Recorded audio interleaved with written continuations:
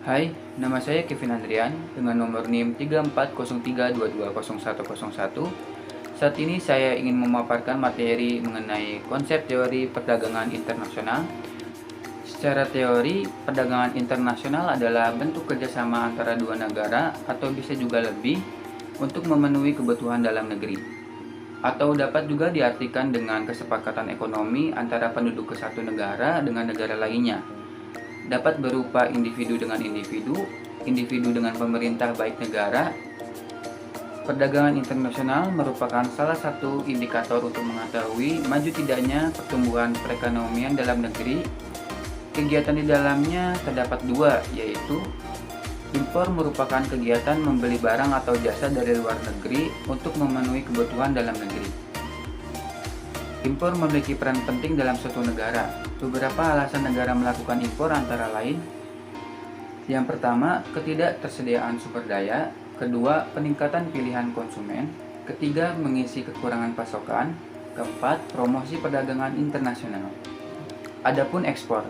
Ekspor merupakan kegiatan menjual barang atau jasa kepada luar negeri untuk memenuhi kebutuhan negara tersebut. Ekspor memiliki peran penting dalam ekonomi negara. Beberapa alasan negara melakukan ekspor antara lain: ke-1, peningkatan pendapatan; kedua, penciptaan lapangan kerja; tiga, stimulus untuk pertumbuhan ekonomi; keempat, meningkatkan kualitas produk; lima, diversifikasi ekonomi. Kegiatan impor-ekspor inilah yang dapat meningkatkan kemajuan ekonomi.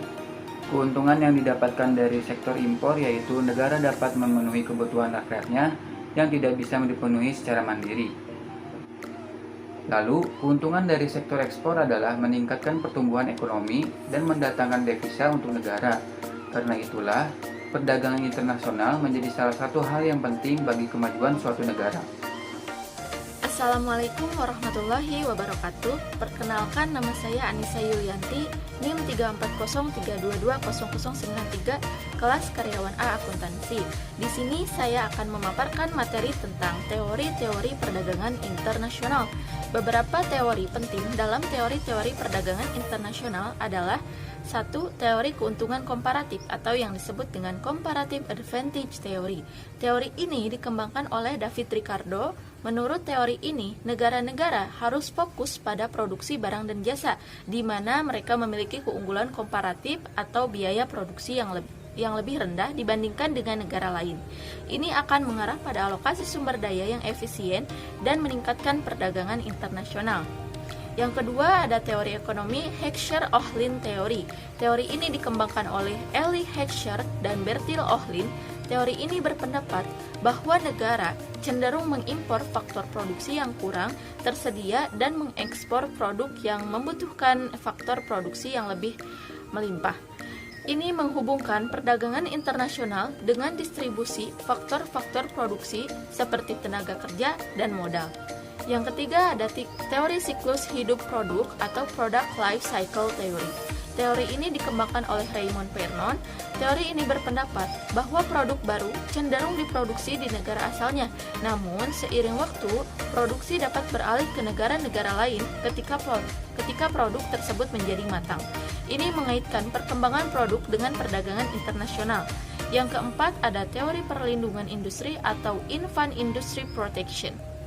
Teori ini mendukung perlindungan sementara bagi industri dalam negeri yang masih dalam tahap perkembangan atau bayi, agar dapat bersaing dengan industri internasional yang lebih matang. Perlindungan dapat berupa tarif, kuota, ataupun insentif lainnya. Yang kelima, ada teori kendala valuta atau Currency Exchange Rate Theories. Teori ini mencoba menjelaskan bagaimana fluktuasi nilai tukar mata uang dapat mempengaruhi perdagangan internasional. Teori ini mencakup berbagai pendekatan seperti teori paritas daya beli dan teori paritas suku bunga. Yang keenam, ada teori perdagangan bebas atau Free Trade Theory. Teori ini menganjurkan perdagangan internasional tanpa hambatan seperti tarif dan kuota, dengan keyakinan bahwa perdagangan bebas dapat menghasilkan manfaat ekonomi yang lebih besar bagi semua negara yang terlibat. Yang ketujuh, ada teori dampak globalisasi atau Globalization Theory. Teori ini mengkaji dampak globalisasi termasuk perdagangan internasional terhadap perekonomian, budaya, dan masyarakat di seluruh dunia. Yang terakhir ada teori perdagangan dan pembangunan atau yang disebut dengan Trade and Development Theory. Teori ini membahas hubungan antara perdagangan internasional dan perkembangan ekonomi di negara-negara berkembang, serta isu-isu seperti ketimpangan ekonomi global.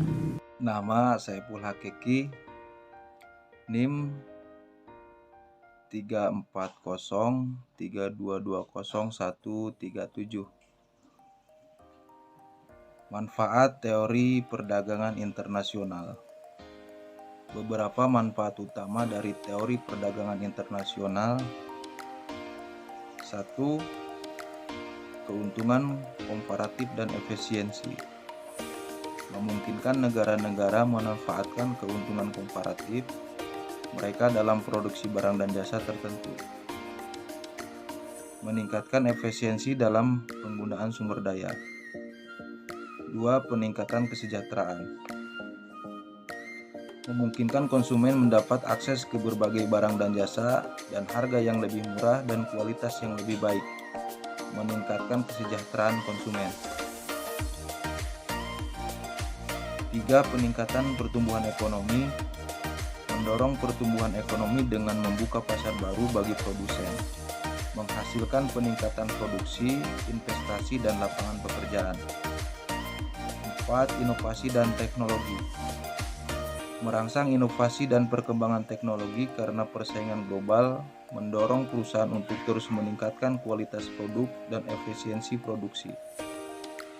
5. Peningkatan pendapatan nasional. Meningkatkan pendapatan nasional negara-negara melalui ekspor dan jasa ke pasar internasional. 6. Diversifikasi ekonomi. Memungkinkan negara-negara mendiversifikasi struktur ekonomi mereka, mengurangi ketergantungan pada sektor-sektor tertentu, dan meningkatkan ketahanan ekonomi. 7. Pengentasan kemiskinan. Membuka peluang ekonomi bagi negara-negara berkembang dengan memungkinkan mereka berpartisipasi dalam perdagangan internasional yang dapat membantu mengentaskan kemiskinan. 8. Peningkatan standar hidup. Meningkatkan standar hidup melalui akses lebih mudah ke barang dan jasa yang lebih murah dan beragam. 9. Kerjasama internasional. Mendorong kerjasama internasional dalam hubungan baik antar negara-negara dengan memberikan insentif ekonomi untuk bekerjasama dan menjalin perdagangan. 10. Pemahaman antar budaya. Meningkatkan pemahaman antar budaya karena melibatkan interaksi ekonomi yang erat antara berbagai negara dan budaya. Jadi itulah yang dapat kami sampaikan. Saya Kevin Andrian dan mewakili rekan lainnya. Terima kasih dan sampai jumpa.